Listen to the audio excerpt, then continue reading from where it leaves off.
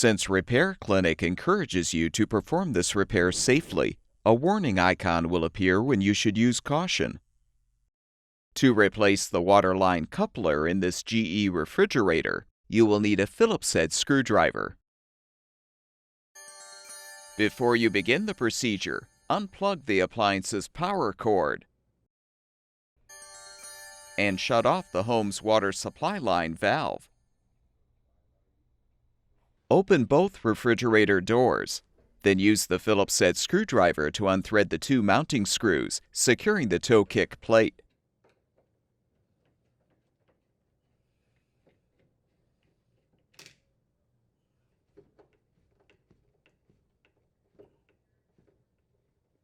With the screws unthreaded, pull the plate free.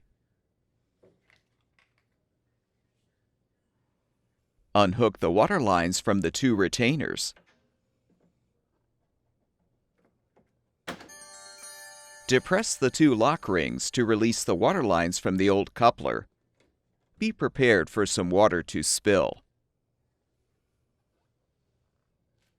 To install the new waterline coupler, fully insert each line into the component.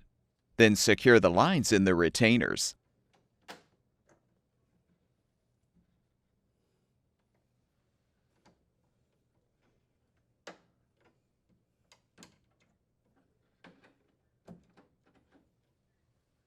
Realign the toe kick plate on the lower frame and thread the two mounting screws to secure.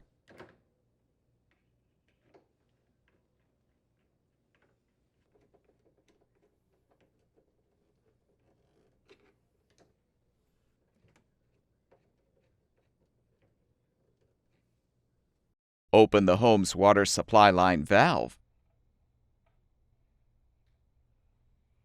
Plug the appliance's power cord back in, and the refrigerator should be ready for use.